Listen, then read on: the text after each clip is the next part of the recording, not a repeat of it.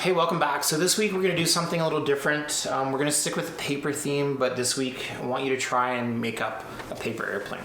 So I'm going to show you how to make two different paper airplanes, but you can just try and make up your own as well. So I have some paper here. I'm going to show you how to fold them. If you've thrown frisbees, you know how frisbees fly, right? Flick of the wrist, it glides like a wing. Well, very similar, right? We have wings on this plane. And so if you want, you can go online and you can research and you can find out more about how planes fly and aerodynamics and all that kind of stuff. Could be fun to do that, or you can just take a piece of paper, make up a plane, and try and throw that. Not really giving you a challenge this week. You don't really have to go measure it. You know, not everything you do you have to measure. Not everything has to be a competition.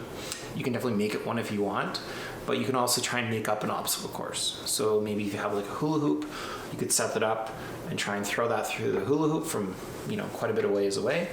You could throw it through a railing, through a chair. Just have some fun with paper airplanes, right? They're not going to break anything in your house. You know, if you do have glass that's on shelves, you might want to move those out of the way or just not throw around them. If you have brothers and sisters, make up some planes and just try and throw them back and forth, try and catch them. Just try and have some fun with them. So this is my favorite one, right? So very narrow, very long.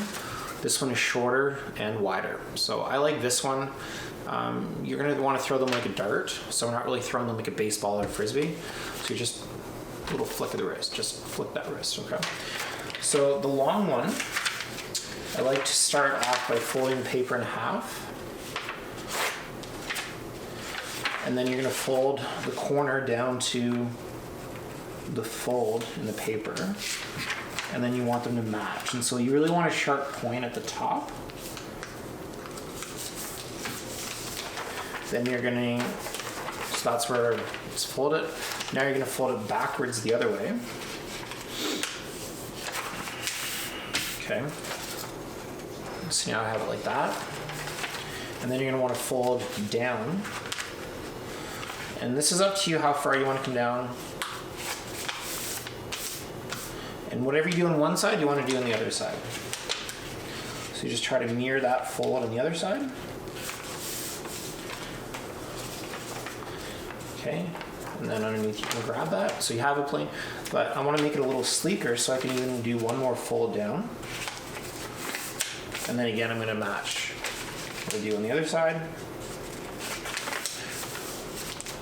If you want, you could even do one more fold, but there you have a nice sleek, fast flying plane.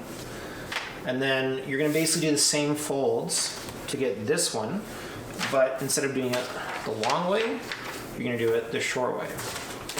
Okay, so this one should glide further because it's wider, there's more wingspan, but because it's taller, it's probably not going to fly as fast. And I mean, if you wanted to, you could fold this one down and then again mirror the other side and do the same thing.